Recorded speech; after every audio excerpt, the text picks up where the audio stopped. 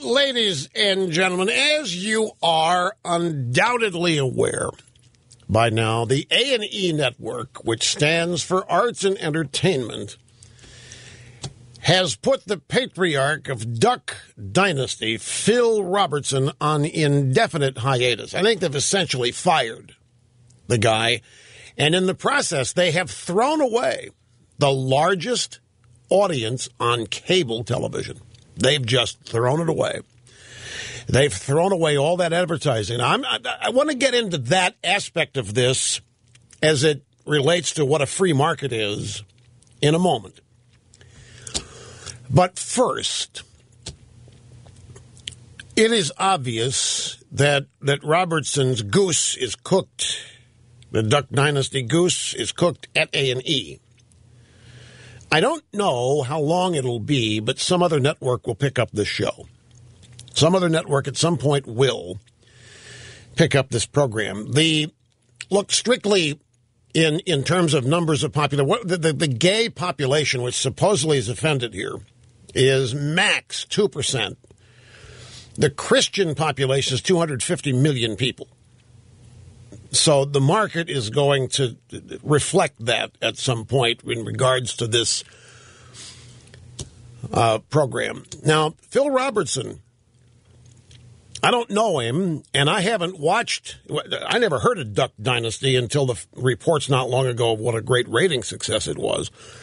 So I downloaded some episodes from iTunes. I've been watching them periodically, helter-skelter, here and there. And what's clear to me? Now, Robertson's apologized, by the way. I'm a little bit surprised, given what I think Robertson is all about. But he did apologize. It's not going to do him any good. And it's probably even too late for him to do a tirade against unfettered capitalism. I was thinking if he maybe did that, it could turn around some of this hate that the left has for him and turn it into love if he just started. Well, it's a popular thing to do today. If you want love and appreciation from the left, you attack capitalism in America. But I think even that might be too late. It may even be too late for my help. I was even thinking I could possibly save his career if I launched into an attack on the guy. That I thought, it's probably even too late for that. I doubt that would do the trick at this stage. But I do love what the gay rights group GLAAD wrote to A&E commending them for firing Robertson, they said. And I quote, "By taking quick action and removing Robertson from future filming, A&E has sent a strong message that discrimination is neither a Christian nor an American value." Now, excuse me for just a second here, but who is being discriminated against here except Phil Robertson, who just lost a job because of his religious beliefs? Phil Robertson.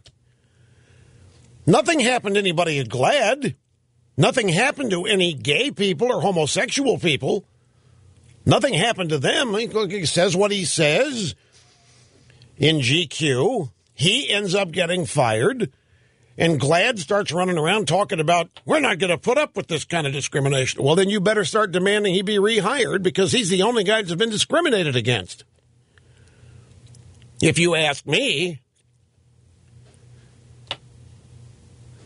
Now, I don't know what. A lot of people, Rush, when are the people on our side going to learn you don't go doing interviews GQ? I don't think, and I was talking to some people last night about this, I don't think Phil Robertson is dumb or naive. I actually believe that the purpose of Duck Dynasty is to spread their religious views, not to spread the word about their duck business. I think they are devout Christians, and I think they're using that program to spread in their own subtle way. I mean, they don't preach it, they live it. And in the process, I think they're trying to speak up and spread their Christian value. They're looking at this as, oh, my gosh, we got a TV show to do this, and they're taking full advantage of it. So I don't think, I bet he's not even that concerned about being fired for this. I don't know him, so I could be dead wrong about this, but it appears to me that spreading the word of God and his belief is a paramount desire that he has, and mission accomplished here. In that sense, I mean, even people that didn't watch Duck Dynasty now have heard what he believes is the word of God, and that's what his avowed purpose was with the program, I believe. But really, this, who's been injured here? Really, who has been hurt? This is the whole point. We're up to political correctness, a bunch of words. Who really has been harmed here? At the end of the day, nobody but Phil Robertson. Now, John Podesta, has he been suspended yet? Has he been fired yet? Because he went out and he called the entire Republican Party Jonestown. And he compared the Republican Party to Jim Jones and that cult at Jonestown. Well, they were mass murderers. They were a genuine cult. The Duck Dynasty guy here is suspended and fired in an eye blink after what he said. Podesta, what he said offended 10 to 20 times as many people as what Phil Robertson said. Podesta compares Republicans to Jonestown. That is vile, that's vulgar, that's hurtful. That offends almost half the country. Half the country's Republicans.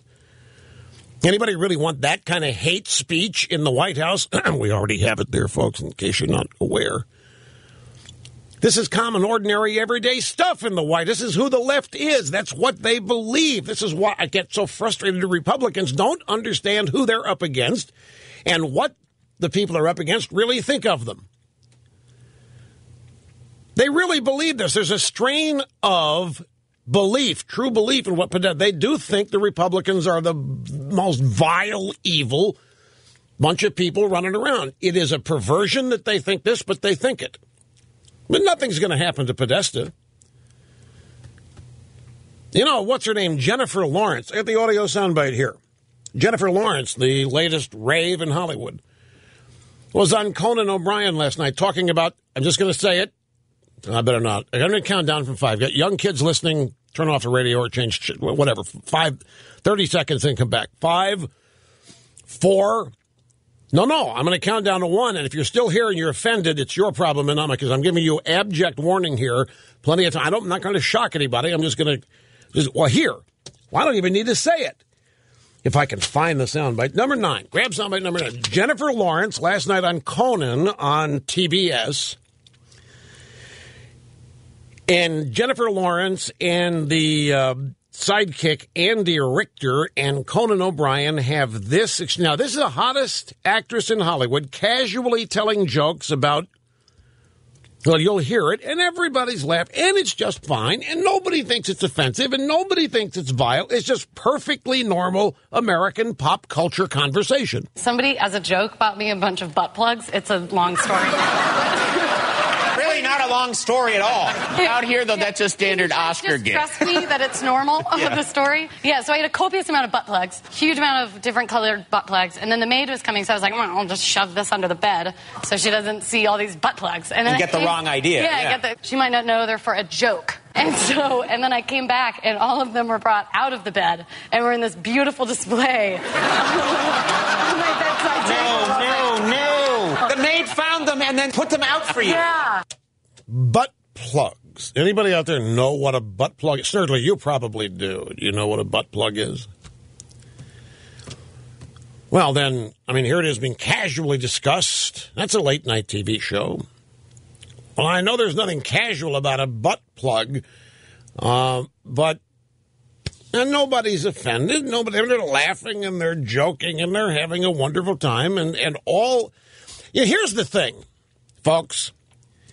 And my question is for all of you at GQ and all of you leftists who are just mock outraged over this.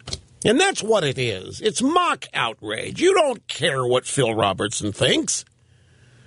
Why would you? If there's no God, why worry about what Phil Robertson thinks? If sin is this made-up, crazy, wacko Christian thing, why worry about it if it doesn't exist? Why get worried about what some hayseed talks about sin and homosexuality and vaginas and anuses? Why does any of that bother you if what he believes isn't even real? Why get so upset about it? If there isn't any God, if there's no sin, if there's no morality, no judgment, no rules that apply to you, then why all the fuss? Who cares if you're called sinners by some backwoods hick on a duck show? If it's all BS. If there's no accountability for the way you live, and if everything's cool and hunky-dory, and the only God, the nearest God you can find is whatever tree you think runs the environment that day, which could be Al Gore, then what's the problem? Jennifer Lawrence, by the way, not long ago, I think this week, Jennifer Lawrence said that the word fat should be banned. It's too offensive. It's too insulting. It's demeaning. It hurts people's feelings. They can't help it. Fat should be banned by the media because that hurts people's feelings, and that's just not nice. You know, I tell you what, who is interested in this whole thing about butt plugs? It would have to be Al Roker.